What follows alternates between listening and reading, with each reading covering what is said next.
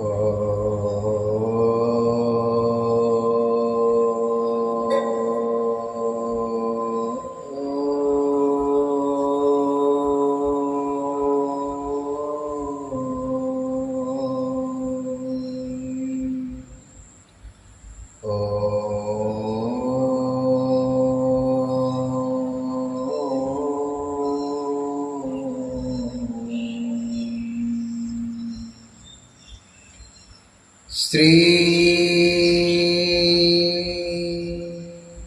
शांब शिवाय नमः। ओम श्री शांब शिवाय नमः। ओम श्री गणेशाय नमः।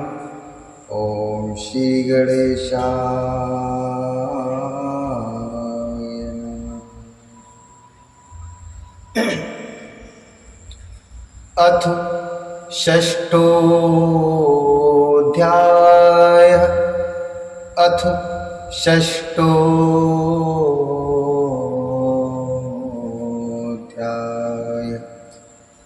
शिव पुराण के श्रवण की विधि। शौनक जी बोले, शोत शोत महाप्राज्ञ व्यास शिष्य नमोस्तुते। धन्यस्तवं शैववर्योषि वर्णनीयमहद्गुणः। वर्णनीयमहद्गुणः।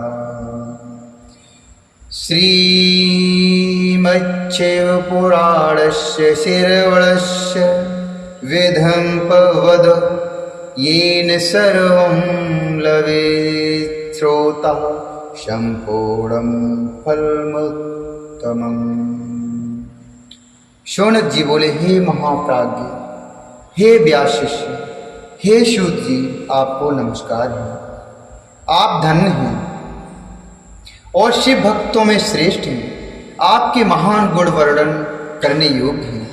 अब आप कल्याणमय शिव पुराण के श्रवण की विधि बतलाइए। अर्थात अब आप कल्याणमय शिव पुराण के श्रवण की विधि बतलाइए कि ये कैसे सुना जाए जिससे सभी श्रोताओं को संपूर्ण उत्तम फल की प्राप्ति। सूत जी बोले, हे शौनक, हे मुनि, अब मैं आपको संपूर्ण फल की प्राप्ति के लिए शिव पुराण के श्रवण की विधि बता रहा हूँ, उसे ध्यान से सुनो।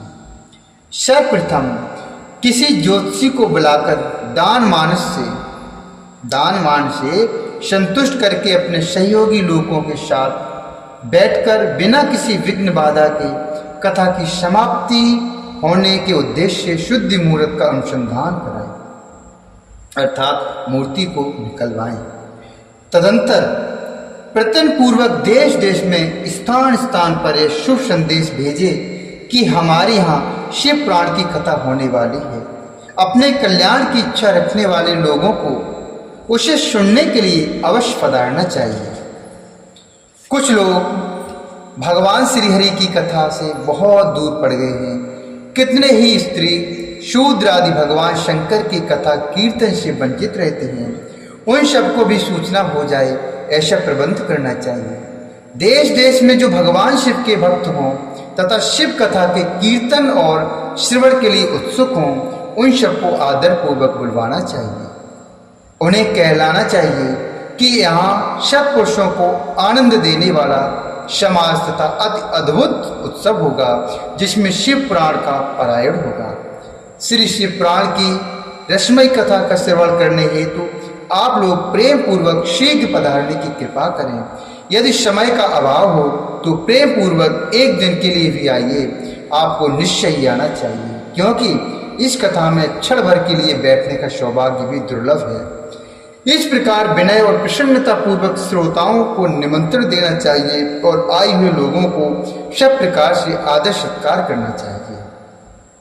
शिव मंदिर में, तीर्थ में, वन प्रांत में अथवा घर में शिव पुराण की कथा सुनने के लिए उत्तम स्थान का निर्माण करना चाहिए। कथा भूमि को लीप कर शोधन करना चाहिए तथा धातु आदि से उस स्थान को सुशोभित करना चाहिए। महोत्सव के साथ साथ वहाँ अद्भुत तथा सुंदर व्यवस्था कर लेनी चाहिए। कथा के लिए अनुपयोगी घर के साथ सामान को हटाकर घर के किसी एकांत कोने में सुरक्षित रख देना चाहिए। केले के खंभों से सुशोभित एक ऊंचा कथा मंडप तैयार कराएं। उसे सब ओर फल पुष्प आदि से तथा सुंदर चंदोवे से अलंकृत करके और चारों ओर ध्वजा पताका लगाकर तरह तरह के सामानों से सजाकर सुंदर शोभा संपन्न बना दें तथा सुंदर बना दें। भगवान शिव के प्रति सब प्रकार से उत्तम भक्ति करनी चाहिए, क्योंकि वह सब तरह से आनंद का विधान करने वाली है। क्योंकि वही सब तरह से आनंद का विधान करने वाली है।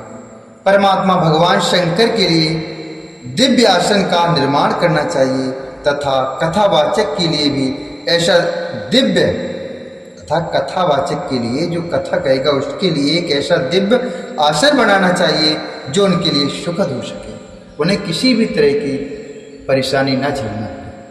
हे मुनि, नियम पूर्वक कथा सुनने वाले श्रोताओं के लिए भी यथा योग सुंदर स्थानों की व्यवस्था करनी चाहिए।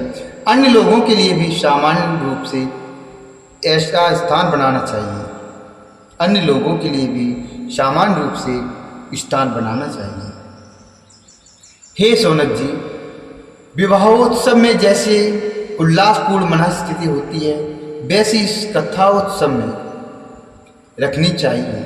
सब प्रकार की दूसरी लौकिक चिंताओं को भूल जाना चाहिए। वक्ता उत्तर दिशा की ओर मुख करे तथा श्रोतागण पूर्व दिशा की ओर मुख करके पालथी लगाकर बैठे। इस विषय में भी कोई विरोध नहीं है कि पूज्य पूजक के बीच पूर्व दिशा रहे अथवा वक्ता के सम्मुख श्रोताओं का मुख रहे, ऐसा कहा गया है। पौराणिक वक्ता व्यास आसन पर जब तक विराजमान रहे तब तक प्रसंग समाप्ति के पूर्व किसी को नमस्कार नहीं करना चाहिए।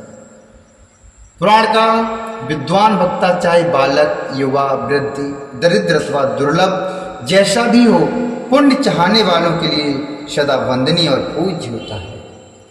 जिसके मुख से निकली हुई वाणी देहधारियों के लिए कामधेनु के समान अभीष्ट फल देने वाली होती है, उस पुराणवेत्ता वक्ता के प्रति तुच्छ बुद्धि कभी नहीं करनी चाहिए। संसार में जन्म तथा गुणों के कारण बहुत से गुरु होते हैं, परंतु उन सब में पुराणों का ज्ञाता विद्वान ही परम गुरु माना गया है। करोड़ों योनियों में जन्म ले लेकर दुख भोगते हुए प्राणियों को जो मुक्ति प्रदान करता है, उस प्राण वक्ता से बड़ा दूसरा कौन गुरु हो सकता है। प्राणवेत्ता पवित्र, दक्ष, शांत, ईर्ष्या पर विजय पाने वाला साधु और दयालु होना चाहिए। ऐसा प्रवचन कुशल विद्वान इस पुण्यमयी कथा को कहे। सूर्योदय से आरंभ करके 3:30 पहर तक उत्तम बुद्धि वाले विद्वान पुरुष को शिव पुराण की कथा सम्यक रीत से बांटनी चाहिए।